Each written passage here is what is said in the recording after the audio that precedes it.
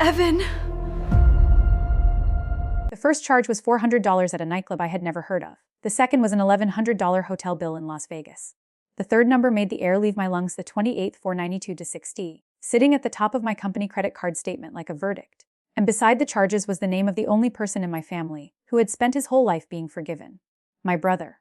Hello, my name is Claire Holden. I was 36 years old when I learned that sometimes the person stealing from your business is not a stranger in a mask.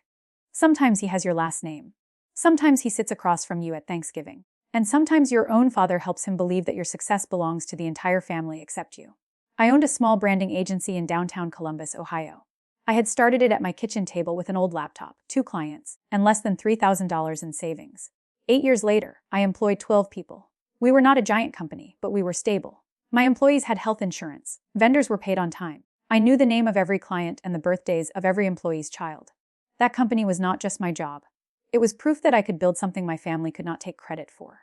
At least, that was what I believed. The morning I opened the statement, blue light from my monitor cut across my desk. Outside my office, my team was discussing where to order lunch. Inside, I scrolled past bottle service, designer clothes, first-class flights, casino restaurants, and something listed as a luxury entertainment package. I checked the last 4 digits twice. The card belonged to Holden Creative. There was supposed to be 1 authorized user. Me. But the online account showed 2. The second name was Evan Holden, my older brother. For a few seconds, I tried to invent an innocent explanation. Maybe it was a bank error. Maybe Evan had been added to the wrong account.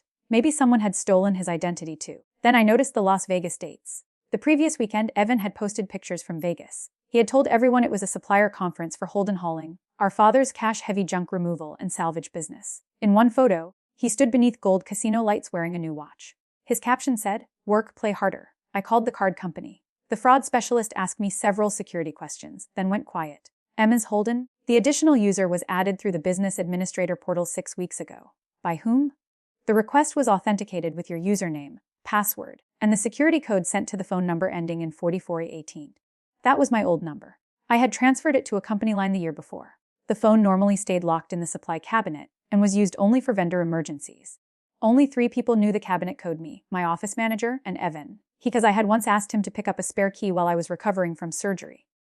Family, I had thought. The specialist froze the card. I requested every available login record, authorization document, and transaction receipt. Then I walked to the supply cabinet. The phone was there. But when I turned it on, the message history had been erased. My office manager, Tasha, appeared in the doorway. She had worked beside me for 6 years and could read my face better than most people could read a contract. "What happened?" she asked. I showed her the statement. She sat down without speaking.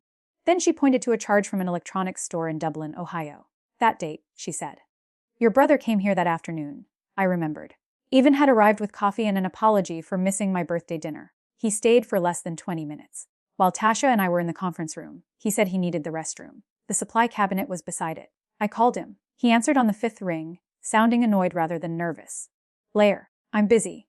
Did you add yourself to my company card?" Silence. Not shocked silence, calculating silence. Then he laughed. "Oh, that.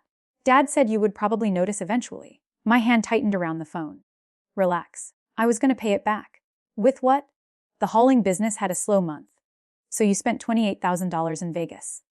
"Some of it was business development." "Bottle service is not business development." "You use the card for client dinners." "Because they are my clients." "It is my company." His voice cooled.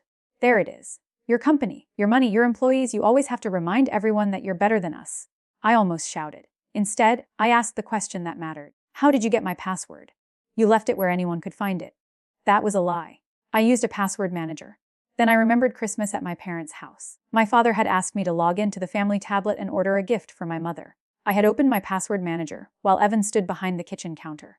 He had not accidentally found anything. He had watched. He had planned. "You committed fraud," I said. "Don't be dramatic. Call Dad." Then he hung up. Before I could call anyone, my father called me. "Come to the house tonight," he said. "We will settle this privately." He did not ask what Evan had done. He already knew. That evening, I drove to the brick house where I'd grown up. My mother had prepared pot roast. As if gravy could turn a crime into a misunderstanding. Evan sat at the table with his wife Marissa.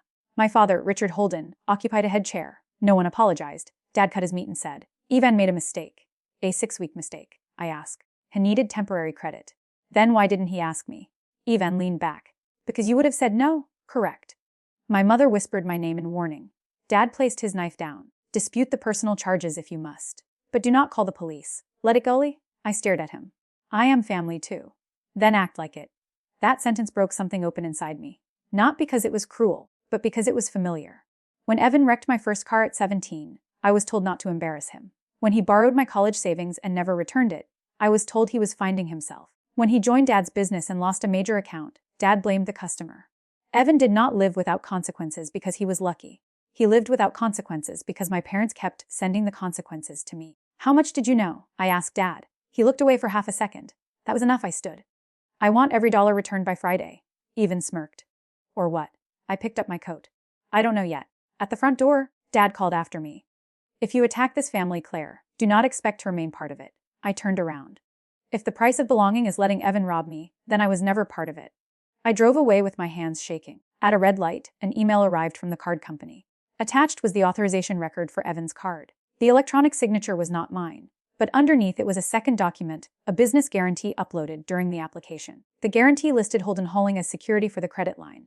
At the bottom was my father's signature. Dad had not merely known after the fact. He had helped Evan get inside my company account. I did not sleep that night. By sunrise, fear had turned into something colder and more useful. I changed every password, removed the old phone from my accounts, activated stronger login protection, and contacted my bank. I also called a lawyer named Naomi Brooks. She had helped me review contracts when Holden Creative landed its first national client. Naomi listened without interrupting. When I finished, she said, do not delete anything. Do not threaten them. Do not access their private accounts. Preserve only what you legally possess, and let professionals handle the rest. That advice probably saved me from making an emotional mistake.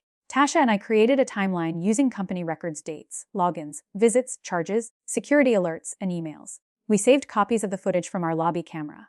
One clip showed Evan entering the supply area on the day the second user was added. Another showed him leaving with the company phone in his hand and returning it 8 minutes later. Then one of my employees found something worse. Our junior designer, Luis, had received an email from a new vendor called Buckeye Media Supply. 3 invoices totaling $9,600 had been submitted over the previous month.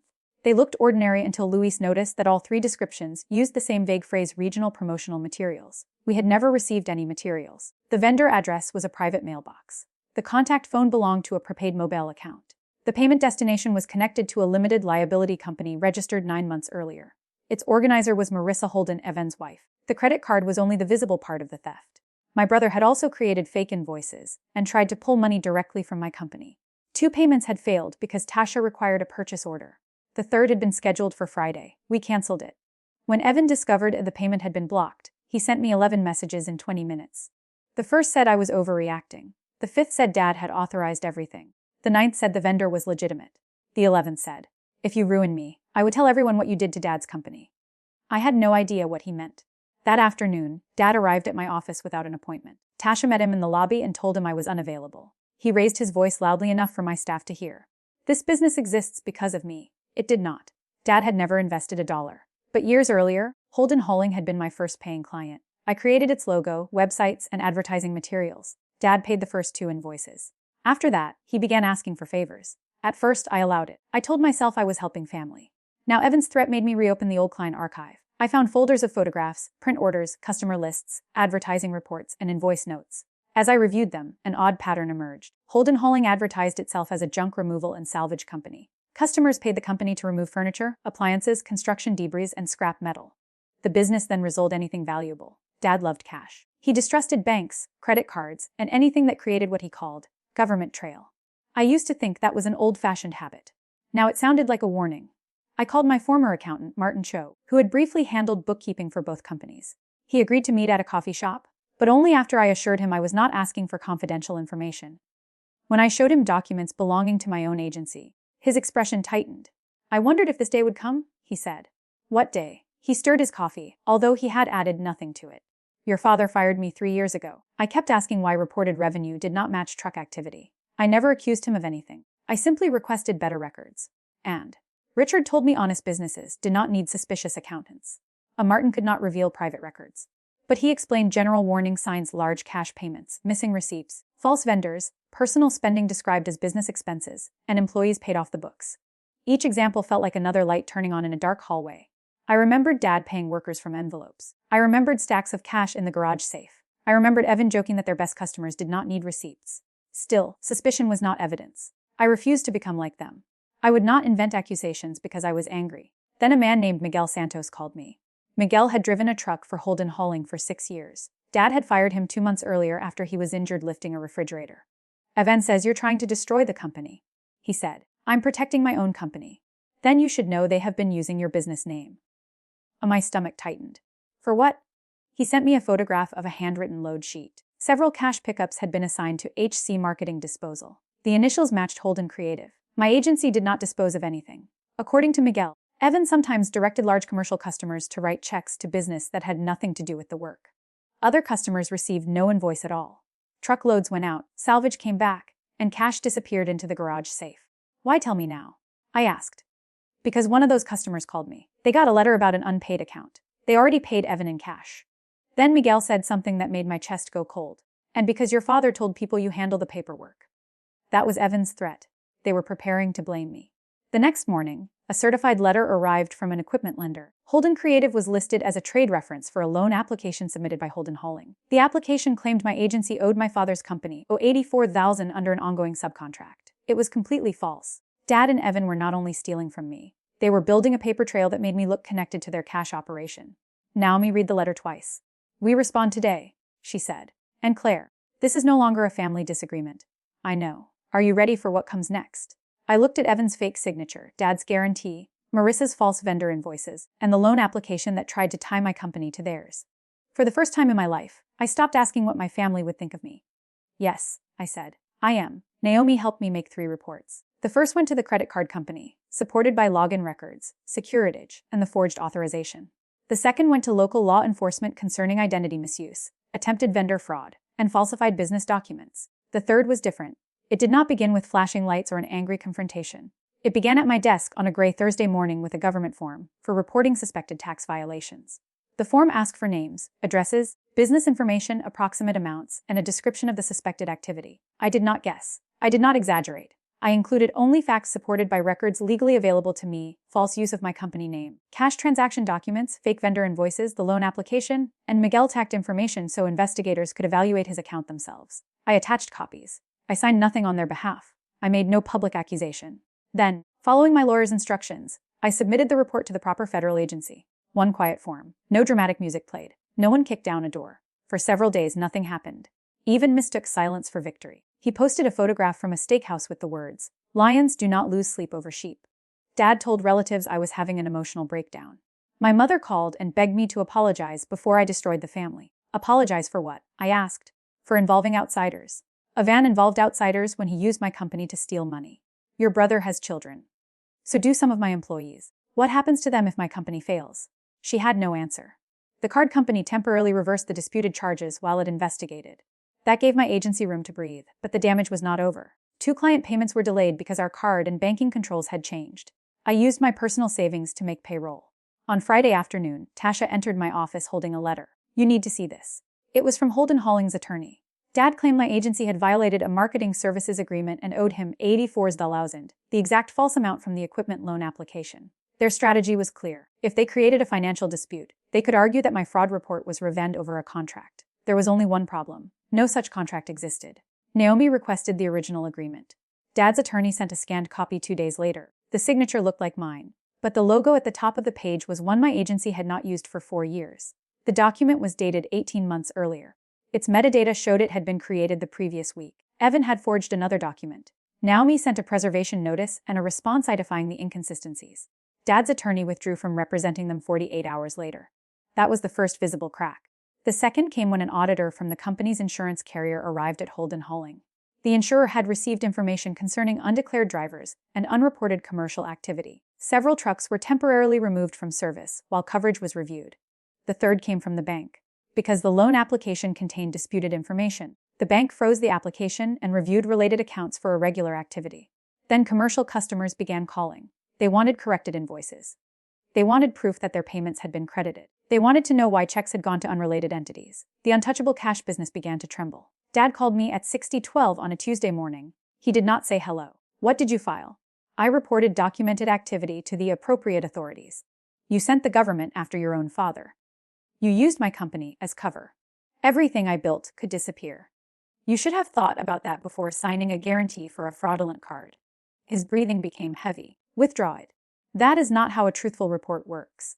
I am ordering you. For years, those words would have reduced me to a frightened child. That morning, they sounded almost small. You cannot order me anymore. He hung up. An hour later, Evan appeared in my office parking garage. He stepped in front of my car before I could pull out. I locked the doors and called building security. He struck the hood with both hands. You think you're so clean? He shouted through the windshield. You designed our website. You made the ads. You're part of it. I lowered the window less than an inch. I provided documented marketing services years ago. You forged my name last week. His expression changed. You cannot prove that. The file metadata can. For the first time, I saw fear in my brother's face. Security guards arrived. Evan backed away, pointing at me as though I were the threat. Dad will never forgive you? I raised the window. He never protected me. That evening, Marissa called. She was crying. I didn't know about the card, she said. Your name is on Buckeye Media Supply. Evan told me it was for a side business. He asked me to sign registration papers. And the invoices. Silence. Marissa. He said your company owed him money. I wanted to believe she was innocent, but belief had already cost me too much. Speak to your own attorney, I said. Tell the truth and preserve every message. Before hanging up, she whispered, there is a second ledger. What ledger? Evan keeps it in a red toolbox at the salvage yard. It has the real cash totals. Your father knows. 2 days later, Marissa's attorney contacted investigators. The red toolbox was no longer at the yard, but Evan had made one mistake. Months earlier, he had photographed several pages and sent them to Marissa, bragging about how much money he would inherit when Dad retired. Those photographs were still backed up in her cloud account. The investigation lasted months, not days. Real justice was slower than the stories people tell online. There was no single morning when every guilty person was led away while I watched from a balcony. There were interviews, subpoenas, forensic reviews, corrected tax filings, insurance disputes, and long stretches of silence. There were also consequences. The credit card company concluded that Evan had obtained access through deception. The disputed nightclub, travel, retail, and hotel charges were removed from my company account. Investigators added the fake vendor scheme and forged contract to the case. Marissa cooperated. Her documents helped show that Evan had created Buckeye Media Supply to move money from my company and disguise personal income. Her cooperation did not erase her choices, but it separated what she knew from what Evan had hidden. Miguel and 2 former drivers provided records of cash pickups, unpaid wages, and unreported jobs. Several commercial customers produced receipts that did not match Holden Holling's books. Dad insisted everything was an accounting mistake. Then investigators showed him the second ledger. According to the eventual agreements and court records, Holden Holling owed years of taxes, penalties, wages, and insurance adjustments. Assets were sold. Trucks were repossessed. The salvage yard lease was terminated. Evan faced criminal charges connected to identity theft, forgery, and attempted business fraud. He eventually accepted a plea agreement that included restitution, probation after a period of confinement, and restrictions on managing business accounts. Dad was not taken away in handcuffs. His punishment was quieter. He lost the business he had treated as his private kingdom. He sold the house to resolve debts and moved into a small rental outside the city. Relatives who had repeated his version of the story stopped calling once documents became public. My mother left him 6 months later. One rainy afternoon, she came to my office carrying a cardboard box. Inside were school photographs, old birthday cards, and a small ceramic trophy I had won at 12 for a statewide writing contest. I had forgotten it existed. Your father kept these in the attic, she said. I turned the trophy over in my hands. On the bottom, my teacher had written, Claire, your voice matters. My mother began to cry. I should have defended you. I waited. For most of my life, she had used tears to end conversations before accountability began. This time, I did not comfort her. Yes, I said. You should have. She nodded slowly. Cammy, forgive me. Maybe someday. But forgiveness will not mean pretending it never happened.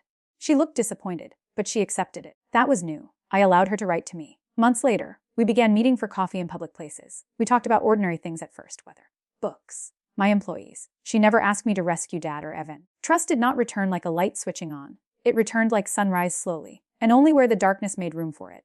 Holden Creative survived. For a while, that outcome was not certain. Legal fees and disrupted accounts nearly emptied my reserves. I told my employees the truth without sharing confidential details. I offered to help anyone who wanted to find a more stable job. Not one person left. Tasha organized a plan to cut non-essential expenses. Louise brought in a new regional client. The whole team agreed to delay bonuses until our cash flow recovered, though I restored them as soon as I could. 1 year after I found the credit card statement, we had our best quarter in company history. I used part of the profit to create an emergency assistance fund for employees facing identity theft or financial abuse. I named it the Clear Account Fund, not after myself, but after the idea that no one should have to choose between protecting their livelihood and keeping peace with someone who is harming them. Evan wrote to me from a correctional facility. His first letter blamed Dad. His second blamed Marissa. His third blamed me. I did not answer any of them. The fourth letter was different. He wrote, I keep thinking about when we were kids and you covered for me after I broke the neighbor's window. I thought you would always cover for me. Dad taught me that was what you were for. I read that sentence several times. It was the closest he had ever come to understanding the truth. I wrote one response. I was your sister, Evan. I was never your shield. I did not write again. Dad contacted me once more. He asked to meet at a diner near his apartment. I almost refused, but I wanted to see whether losing everything had changed him. He looked smaller when he entered. His expensive watch was gone. His work boots were clean because there was no yard left to visit. He sat across from me and wrapped both hands around a cup of coffee. You want, he said. I shook my head. This was never a game. The company is gone. Your brother's life is ruined. Evan made choices. So did you. You could have handled it inside the family. I tried. You ordered me to accept being robbed. His jaw tightened. Family is supposed to show mercy. Mercy without truth is permission. He looked toward the window. For a moment, I saw the father I had spent my childhood trying to please. I wished he would say he was sorry. I wished he would admit that I had mattered as much as his son. Instead, he asked, can you lend me $10,000? I almost laughed. Then I realized he was serious. No. I have nowhere else to go. You had a daughter. You used her. I placed enough money on the table to cover my coffee and stood. He said my name as I turned away. I stopped, but I did not look back. When you said Evan was family, I told him, you taught me something important. Family is not the person who demands that you absorb every wound in silence. Family is the person who refuses to wound you and call it love. Then I left. People sometimes ask whether I regret submitting that government form. I regret that it became necessary. I regret every employee who spent a week wondering whether our company would survive. I regret the years my mother stayed silent and the years I confused obedience with love. But I do not regret telling the truth. The form did not destroy my father's business. The hidden cash, false record documents, unpaid obligations, and stolen identities did that. My report only opened a door they had spent years trying to keep closed. The last time I saw Evan's unauthorized card, it was sealed inside an evidence bag. It looked ordinary, just a rectangle of plastic with my company's name beneath his. For weeks, I had thought that card represented everything he had taken from me. I was wrong. It represented the last thing he would ever take. Because the day my family ordered me to let theft go in the name of love was the day I finally learned to choose myself in the name of truth. And that was the one debt I never allowed them to collect.